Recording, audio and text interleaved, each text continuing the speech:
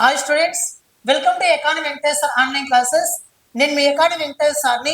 ఆంధ్రప్రదేశ్ రాష్ట్రంలో job calendar prepare అవుతున్న aspirants అందరికీ కూడా కరెంట్ అఫైర్స్ చాలా ప్రామాణికం. కరెంట్ అఫైర్స్ ఎవరైతే బాగా చదువుతారో ఆటోమేటిక్గా వాళ్ళు సక్సెస్ అవుతారు. ఓకే, ఈరోజు అనగా ఏప్రిల్ 8, 2026న వార్తలు నిలిచినటువంటి కరెంట్ అఫైర్స్ అంశాలు కనుక మనం ఒకసారి పరిశీలిస్తే మీకు ఇక్కడ నేను ఎప్పుడు కూడా టాప్ కరెంట్ అఫైర్స్ ఇస్తుంటా. టాప్ అంటే చాలా ఇంపార్టెంట్ అయినటువంటి కరెంట్ అఫైర్స్ ఇస్తుంటా. మీరు మరింత వివరంగా కావాలనుకుంటే మీరు మన అకాడమీ వెంకటేశ్వర యాప్లోకి వెళ్ళండి. అందులో డైలీ కరెంట్ అఫైర్స్ ఉంది. అందులో డైలీ కరెంట్ అఫైర్స్ వీడియోస్ నేను సపరేట్గా అన్ని టాపిక్స్ కవర్ చేస్తూ మరింత వివరంగా అప్లోడ్ చేస్తూ వస్తున్నాను. మీరు ఒకసారి గమనించండి. రానున్నటువంటి ఏ ఎగ్జామ్ అయినా కూడా ప్రూఫ్తో సహా నేను నిరూపిస్తాను. అయితే ఇక్కడ చూసుకోండి, మనం ఇక్కడ మోస్ట్ ఇంపార్టెంట్ ఏంటంటే కరెంట్ అఫైర్స్ ఇప్పుడు కూడా న్యూస్ పేపర్ నుంచి కానీ pib.government.in వెబ్సైట్ నుంచి కానీ న్యూస్ ఆన్ ఎయిర్ వెబ్సైట్ నుంచి కానీ వీటి నుంచి తీసుకుని ఎక్స్ప్లెయిన్ చేస్తూ ఉంటాం. అయితే నేను మొత్తం కూడా అఫీషియల్ వెబ్సైట్స్ ఫాలో అవుతాను మిత్రమా. ఓకేనా? సరే, ఈ రోజు వార్తలు నిలిచినటువంటి కరెంట్ అఫైర్స్ ఫస్ట్ అంశం మనం ఒకసారి పరిశీలిస్తే సిఎంఎస్ సదస్సు అనేది. సిఎంఎస్ అంటే ఏంటంటే చూడండి, ఇక conservation migratory species. CMS conservatory లేదా కన్జర్వేషన్ ఆఫ్ మైగ్రేటరీ స్పీసీస్.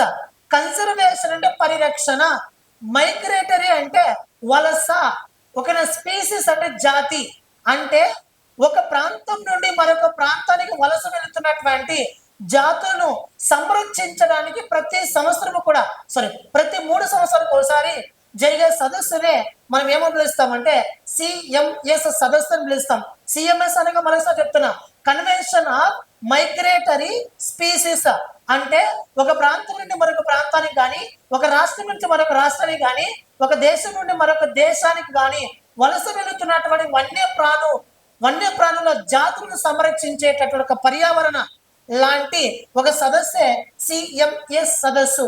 ఓకేనా? ఇప్పుడు దీన్ని తెలుగులో ఏమంటామంటే వన్యప్రాణుల వలస జాతుల పరిరక్షణ ఒప్పందం అంటే సిఎంఎస్ కన్వెన్షన్ అంటాం ఇంగ్లీష్ లో.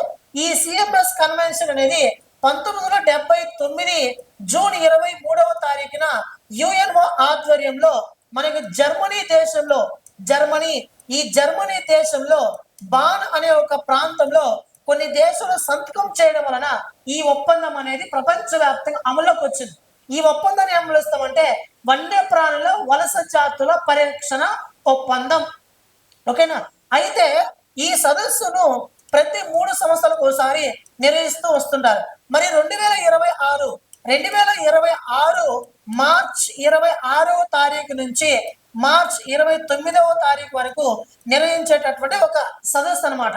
మరి ఈ ఏ సదస్సు అంటే మరోసారి చెప్తున్నా, దీని ప్రధాన ఉద్దేశం ఏంటంటే వలస జాతులకు సంబంధించినటువంటి వన్యప్రాణులను సంరక్షించడమే దీని యొక్క ప్రధాన ఉద్దేశం. ఓకేనా? మరి ఈ సదస్సు మరి 2026లో ఎక్కడ జరిగిందనేసి అంటే మనకి క్యాంపో గ్రాండే అనే ఒక ప్రాంతంలో జరిగింది. మరి క్యాంపో గ్రాండే ఎక్కడ ఉందంటే బ్రెజిల్ దేశంలో ఉంది. ఎక్కడ ఉంది మిత్రమా? బ్రెజిల్ దేశంలో ఉంది. మరి ఈ సదస్సు యొక్క థీమ్ ఏంటంటే connecting nature to sustain life అనే ఇతరుత్వమాదనగా ఈ సదస్సు ముగిసింది. అయితే మీరు ఇక్కడ కొన్ని విషయాలు గుర్తుపెట్టుకోవాలా. మరి ఏమరా అంటే 2020 గుర్తుపెట్టుకోవాలా, 2026 గుర్తుపెట్టుకోవాలా, 2029 గుర్తుపెట్టుకోవాలా. మరి దీని ప్రత్యేకతలు ఏమైనా అంటే 2020లో వచ్చేసి మన ఇండియాలో జరిగింది COP 13 సదస్సు. సిఎంఎస్ కు సంబంధించినటువంటి COP 15 సదస్సు ఈ సంవత్సరానికి సంబంధించినది. సిఎంఎస్ COP 13 సదస్సు 2020లో మన భారత్లో జరిగింది. అనగా సిఎంఎస్ కన్వెన్షన్ మొట్టమొదటిసారిగా మన భారతదేశంలో 2020లో జరిగింది. ఇది COP 13. COP అంటే కాన్ఫరెన్స్ ఆఫ్ పార్టీస్. ఓకేనా? నెక్స్ట్ 2026లో బ్రెజిల్ దేశంలో జరిగింది. మరి 2029లో దీనిని ఎక్కడ జరగబోతున్నారంటే జర్మనీ దేశం జరగబోతున్నారు. ఎందుకనేసి అంటే మనకి 2029 నాటికి దీన్ని ప్రారంభించి 49 సంవత్సరాలు పూర్తయి 50వ వసంతంలో అడుగు పెడుతున్న సందర్భంగా దీన్ని ఎక్కడ నిర్వహించబోతున్నారంటే ఎక్కడ స్థాపించారో అక్కడనే ఆ సదస్సు నిర్వహించబోతున్నారు. ఓకేనా? It is one of the conservation of migratory species convention ఓకేనా, గుర్తుపెట్టుకోండి. రైట్, నెక్స్ట్ రెండో టాపిక్ నాటో. నాటో అంటే నార్త్ అట్లాంటిక్ ట్రీటీ ఆర్గనైజేషన్. నాటోని నార్త్ అట్లాంటిక్ ట్రీటీ ఆర్గనైజేషన్. నాటోని వటాన్ అని కూడా పిలుస్తారు మిత్రమా, గుర్తుపెట్టుకోండి. వటాన్, వటాన్ అన్న నాటో అన్న బోత్ ఆర్ సేమ్.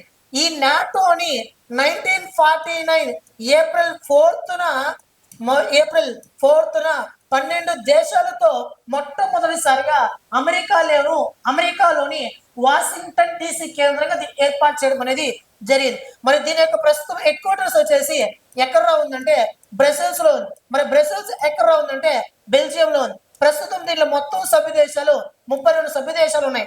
31వ సభ్య దేశం వచ్చేసి ఫిన్లాండ్ సభ్య దేశం. 31వది ఫిన్లాండ్ 2023లో జాయిన్ అయింది. మరి 32వ సభ్య దేశం ఏదరా అంటే స్వీడన్ సభ్య దేశం. మరి 32వది ఎప్పుడో జాయిన్ అయిందంటే 2024 మార్చ్ 7వ తారీఖున ఇందులో సభ్యత్వాన్ని పొంది స్వీడన్ దేశం. నెక్స్ట్ నాటో ప్రస్తుత చీఫ్ మార్క్ రుట్టే అనే అతను ప్రస్తుతం చీఫ్ గా విధులు నిర్వర్తిస్తూ ఉన్నాడు. ఓకేనా, మరి ఎందుకు వార్తలు వచ్చిందంటే ఏప్రిల్ 4th ఇది ఏర్పాటైంది కాబట్టి మరి ఈ సంవత్సరం ఇది వ్యవస్థాపక దినోత్సవాన్ని ఇటీవల అమెరికాలో జరుపుకోవడం అనేది జరిగింది. కాబట్టి వ్యవస్థాపక దినోత్సవం వార్తలు వచ్చింది కాబట్టి మనకి మోస్ట్ ఇంపార్టెంట్ అనమాట. ఓకేనా, నాటో. మరి నాటోలో ఒక ఆర్టికల్ ఉంటుంది మిత్రమా. ఆ ఆర్టికల్ ఏంటంటే ఆర్టికల్ 5. ఈ ఆర్టికల్ 5 అనేది 2001 సెప్టెంబర్ 11 నుంచి అమలులోకి రావడం అనేది జరిగింది. మరి 2001 సెప్టెంబర్ 11 నుంచి ఈ ఆర్టికల్ నెంబర్ 5 యూజ్ చేస్తున్నారు. మరి ఎందుకనేసి అంటే నాటో వాళ్ళకి ఒక ప్రత్యేకమైన రాజ్యాంగం ఉంది మిత్రమా. ఇది ప్రపంచంలోని అతిపెద్ద సైనిక కూటం. అంటే ప్రపంచంలో అతిపెద్ద సైనిక కూటం అంటే ఏమి? ప్రపంచంలోనే 32 దేశాలతో కూడుకున్నటువంటి అతి పెద్ద సైనిక కూటమి. ఈ నాటో కూటమి దేశాల పైన యుద్ధానికి మనం కనుక పోయినామంటే తప్పించుకొని రాలేము, అంత పెద్ద కూటమి అనమాట. కాబట్టి ప్రపంచంలోనే అతి పెద్ద సైనిక కూటమి ఏదిరా అంటే NATO. It is one of the largest military alliance in world. ఇక్కడ ఆ నాటో రాజ్యాంగంలోని ఆర్టికల్ నెంబర్ 5 ప్రకారం నాటో సభ్య దేశాలలో ఏ దేశం పైనైనా కూడా నాటోయేతర దేశాలు వచ్చి దాడి చేస్తే నాటో కూటమిలో ఉన్నటువంటి అన్ని సభ్య దేశాల పైన దాడి చేసినట్టుగానే పరిగణిస్తారు. అది ఆర్టికల్ నెంబర్ 5. కాబట్టి ఎవరిపైన వెళ్ళినా కూడా మన నాటో కూటమి వాళ్ళకి ఎప్పుడు కూడా మనం వెళ్ళకూడదు. ఓకేనా, రైట్. నెక్స్ట్ ఒక దినోత్సవం అంటే ఏంటంటే 1996 ఏప్రిల్ 6వ తారీఖున ప్రపంచంలోనే మొట్టమొదటిసారిగా ఆధునిక క్రీడలు అంటే మోడర్న్ స్పోర్ట్స్ అన్నమాట. ఆధునిక క్రీడలు గ్రీస్ రాజధాని అయినటువంటి ఏథెన్స్ అనే ఒక నగరంలో మొట్టమొదటిసారిగా ఈ ఆధునిక ఒలింపిక్ క్రీడలు అనేది ప్రారంభమైనాయి. కాబట్టి ప్రతి ఏటా కూడా ఏప్రిల్ 6వ తారీఖున international day of sports for development and peace అనే ఒక దినోత్సవాన్ని సెలబ్రేట్ చేసుకుంటాం. మరి ఇక్కడ చూస్తే 2013లో దీని యుఎన్ఓ మనకి ఈ దినోత్సవాన్ని గుర్తించమని జరిగింది. 2014 నుంచి ఈ దినోత్సవాన్ని జరుపుకుంటూ వస్తున్నారు. మరి ఈ దినోత్సవం యొక్క థీమ్ ఏంటంటే sport building bridges breaking barriers. ఓకేనా, sport building bridges breaking barriers అని ఇతృత్వం ఆధారంగా ఈ దినోత్సవం జరిగింది. ఇక విషయానికి వస్తే 2024లో ఈ సమ్మర్ ఒలింపిక్స్ అనేవి ఎక్కడ జరిగాయి? ప్యారిస్ లో జరిగాయి. 2028లో ఇది లాస్ ఏంజల్స్ జరుగుతుంది అమెరికా దేశంలో. 2032లో వచ్చేసి మనకి బ్రిస్బేన్ నగరం జరుగుతుంది ఆస్ట్రేలియాలో. 2036లో వచ్చేసి మన భారత్ ఆతిథ్యం ఇచ్చే అవకాశం అయితే ఉంది. This is summer Olympics schedule అనమాట. ఓకేనా, రైట్. నెక్స్ట్ ఏప్రిల్ 7వ తారీఖున ఏప్రిల్ 7 అది ఏప్రిల్ 6 ఇది ఏప్రిల్ 7 ప్రపంచ ఆరోగ్య సంస్థ వరల్డ్ హెల్త్ ఆర్గనైజేషన్ దీనిని 1948 ఏప్రిల్ 7వ తారీఖున ఏర్పాటు చేయడం అనేది జరిగింది. మరి ఏప్రిల్ 7వ తారీఖు ప్రతి ఏటా కూడా వరల్డ్ హెల్త్ డేని మనం సెలబ్రేట్ చేసుకుంటాం, ప్రపంచ ఆరోగ్య దినోత్సవాన్ని. World health organisation headquarters ఎక్కడ ఉంటుందంటే జెనీవాలో ఉంటుంది. మరి జెనీవా ఎక్కడ ఉందంటే స్విట్జర్లాండ్ దేశంలో ఉంటుంది అనమాట. మరి జెనీవాకి ప్రస్తుతం చీఫ్ గా పనిచేస్తున్నటువంటి ఒక వ్యక్తి ఎవరు అంటే టెడ్రోస్ అదనామ్ గారు. ఎవరతను? టెడ్రోస్ అథనమ గారు ఇథియోపియా కంట్రీకి దేశానికి సంబంధించిన ఒక వ్యక్తి.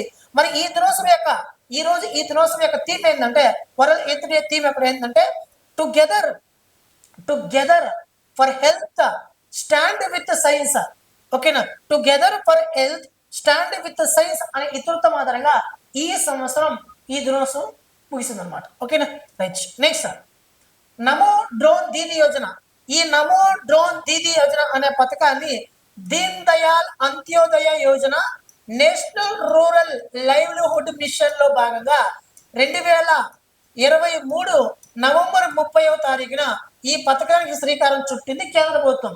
ఈ నమో డ్రోన్ దీదీ యోజన అనే పథకంలో భాగంగా భారతదేశ వ్యాప్తంగా సెల్ఫ్ హెల్ప్డ్ గ్రూప్స్ మహిళలు ఎవరైతే ఉన్నారో ఆ సెల్ఫ్ హెల్ప్డ్ గ్రూప్స్ కి 2024-25 2025-26 ఆర్థిక సంవత్సరంలో 15,000 డ్రోన్స్ ని ఆ సెల్ఫ్ హెల్ప్డ్ గ్రూప్స్ లో ఉన్నటువంటి మహిళలకి అందిస్తారు. అందించి వాళ్ళకి డ్రోన్స్ పైన ట్రైనింగ్ అందిస్తుంది గవర్నమెంట్. డ్రోన్స్ పైన ట్రైనింగ్ అందించి వాళ్ళకి ఉపాధిని కల్పించేటట్టు చేస్తుంది. అంటే ఆ సెల్ఫ్ హెల్ప్డ్ గ్రూప్స్ అంటే ఎవరు? డ్వాక్రా మహిళలు, స్వయం సహాయక బృందాల్లో ఉన్నటువంటి మహిళలకు వీటిని కేటాయించి వాళ్ళకు ట్రైనింగ్ ఇస్తుంది. ఓకేనా, ఆ ట్రైనింగ్ వాళ్ళు బాగా నేర్చుకొని వాళ్ళ దగ్గర ఉన్నటువంటి డ్రోన్లను వ్యవసాయానికి కానీ లేదా మిగతా వాటికి మనకు రెంట్కి ఇచ్చుకొని వాళ్ళ ఆదాయాన్ని అర్జించుకోవచ్చు. ఇలా ఈ నమో డ్రోన్ దీదీ యోజన అనే పథకంలో భాగంగా ఏ రాష్ట్రానికి చెందినటువంటి సెల్ఫ్ హెల్ప్డ్ గ్రూప్స్ మహిళలు ఎక్కువగా లబ్ధి పొందారంటే కర్ణాటక రాష్ట్రం. ఏ రాష్ట్రం మిత్రమా? కర్ణాటక టాప్ ప్లేస్ లో ఉంది. మరి ఎంతమంది అంటే 145 మంది ట్రైనింగ్ పొందారంట. మరి తర్వాత ఉత్తరప్రదేశ్ 128 మంది లబ్ధి పొందారంట. నెక్స్ట్ ఆంధ్రప్రదేశ్ థర్డ్ ప్లేస్ లో ఉంది. ఆంధ్రప్రదేశ్ వచ్చి 108 మంది లబ్ధి పొందారంట. ఓకేనా, ఇది దానికి సంబంధించిన ఇన్ఫర్మేషన్. నెక్స్ట్, ఆంధ్రప్రదేశ్ రాష్ట్ర రాజధానికి చట్టబద్ధత. మార్చి 26వ తారీఖున మన రాష్ట్ర మంత్రి మండలి ఆమోదించింది తీర్మానాన్ని శాసనసభలో ప్రవేశపెట్టడానికి. శాసనసభ ఈ తీర్మానాన్ని మార్చి 28వ తారీఖున ఆమోదించింది. ఏప్రిల్ 1వ తారీఖున మనకి ఈ బిల్లుని లోక్సభ ఆమోదించింది. మరి ఏప్రిల్ 2వ తారీఖున ఈ బిల్లును రాజ్యసభ ఆమోదించింది. మరి ఏప్రిల్ 6వ తారీఖున దీనిని ఎవరు ఆమోదించారనేసి అంటే రాష్ట్రపతి గారు ఆమోదించారు. అదే రోజున రాష్ట్రపతి ఆమోదం పొందిన తర్వాతనే అదే రోజున కేంద్ర హోం మంత్రిత్వ శాఖ గెజెట్ నోటిఫికేషన్ కూడా విడుదల చేసింది. గెజెట్ నోటిఫికేషన్ లో ఏం పేర్కొన్నదంటే ఆంధ్రప్రదేశ్ పునర్వ్యవస్థీకరణ సవరణ బిల్లు, ఆంధ్రప్రదేశ్ పునర్వ్యవస్థీకరణ సవరణ బిల్లు 2026 లో ఉన్నటువంటి section number 5 class 2 section number 5 class 2లో ఇక నుంచి ఆంధ్రప్రదేశ్ రాష్ట్ర రాజధాని హైదరాబాద్ అనే పదవ స్థానంలో అమరావతి అనే పదాన్ని చేర్చడం అనేది జరిగింది. ఓకేనా, అమరావతి అనే పదాన్ని చేర్చడం అనేది జరిగింది. దాంతో పాటు ఇదే చట్టంలో మరొకసారి చెప్పారు, ఆంధ్రప్రదేశ్ రాష్ట్రం శాశ్వత రాజధాని ఎప్పటి నుంచి అమల్లోకి వస్తుందంటే 2024 జూన్ 2వ తారీఖు నుంచి అమల్లోకి వస్తుంది అని చెప్పి దీన్ని పేర్కొనడం అనేది జరిగింది. మరి ఎందుకురా అంటే మనకి చూస్తే ఆంధ్రప్రదేశ్ పునర్వ్యవస్థీకరణ చట్టం సెక్షన్ నెంబర్ 5లో ఏం చెప్పారంటే, అప్పట్లో సెక్షన్ నెంబర్ 5లో ఏం చెప్పారంటే రాష్ట్రం విడిపోయినప్పటి నుంచి అవతరణ తేదీ వరకు అంటే 2014 జూన్ 2వ తారీఖు నుంచి జూన్ 2వ తారీఖున ఉమ్మడి ఆంధ్రప్రదేశ్ రాష్ట్రం విడిపోయింది. అప్పటి నుంచి 10 సంవత్సరాల వరకు ఉమ్మడి రాజధానిగా హైదరాబాద్ కొనసాగుతుంది. అంటే తెలంగాణ వాళ్ళకి ఇటు ఆంధ్రప్రదేశ్ వాళ్ళకి ఇద్దరికి కూడా మనకి హైదరాబాద్ కొనసాగుతుంది. అంటే 2024 జూన్ 2వ తారీఖు వరకు కూడా మనకి హైదరాబాద్ రాజధాని కొనసాగింది. తర్వాత మన ఆంధ్రప్రదేశ్ రాష్ట్రానికి నూతన రాజధాని అమల్లోకి రావాలి.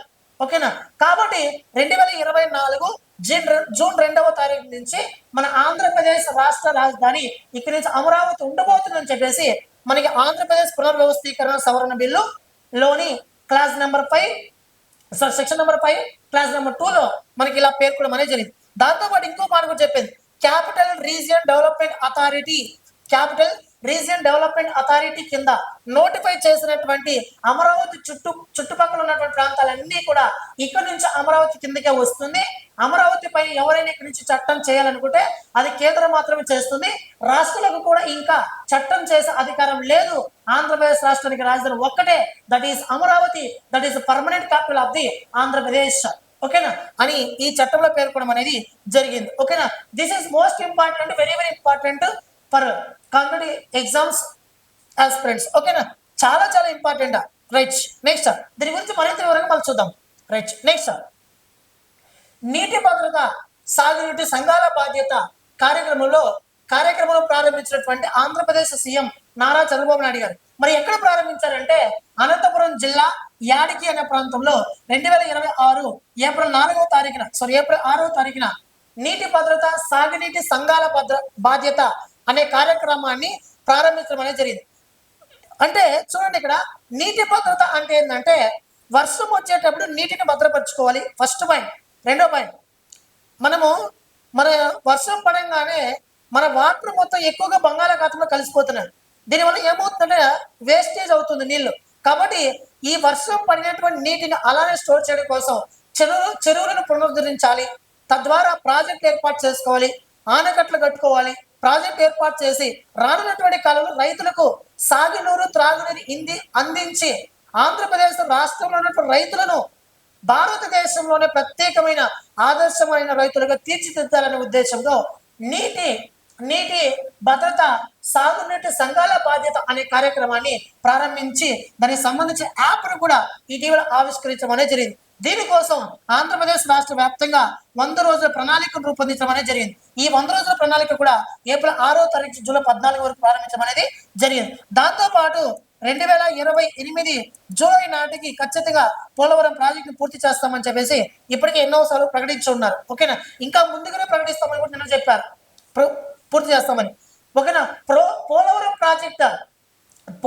Project is a one of the multi national project, బహుళార్థ సాధక ప్రాజెక్ట్. అంటే అనేక రకాలుగా దాన్ని మనం డెవలప్ చేసుకోవచ్చు. అంటే చేపలు పెంచుకోవచ్చు, టూరిజం ప్లేస్ మనం ఏర్పాటు చేసుకోవచ్చు, మనం హైడ్రో పవర్ ఉత్పత్తి చేయొచ్చు, జల విద్యుత్, ఇలా ఎన్నో రకాలుగా మనం చేసుకోవచ్చు. రైట్, నెక్స్ట్ ఏప్రిల్ 28న ఆసియాలోని అతిపెద్ద గూగుల్ డేటా సెంటర్ ను ఏర్పాటు చేయబోతున్నారు విశాఖపట్నంలో. మోస్ట్ ఇంపార్టెంట్, ఖచ్చితంగా క్వశ్చన్ పడేటటువంటి ఏరియా. మరి ఆంధ్రప్రదేశ్ రాష్ట్రంలో గూగుల్ డేటా సెంటర్ ని మొత్తం కూడా 3 ప్రాంతాలు ఏర్పాటు చేస్తున్నారు విశాఖపట్నంలో. మరి చూడండి, Vizag hyper scale data center park.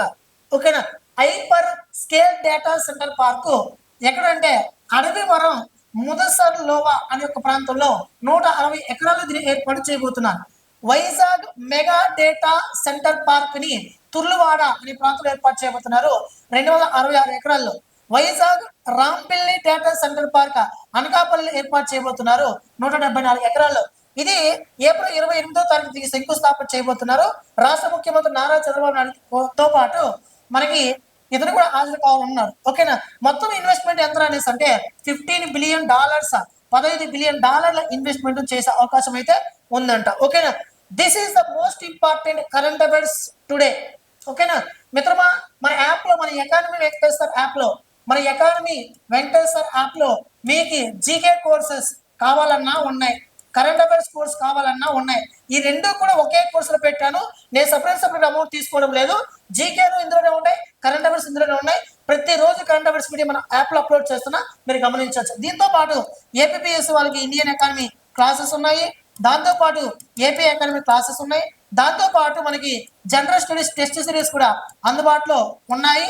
రోజు కూడా మేము సబ్జెక్ట్ టెస్ట్ సిరీస్ అప్లోడ్ చేస్తున్నాం, మీరు ఒకసారి గమనించవచ్చు. ఓకేనా, రైట్. నెక్స్ట్ దాంతో పాటు మనకి హైకోర్టు వాళ్ళకి జీకే సపరేట్ గా ఉంది, అవి చూసుకోండి.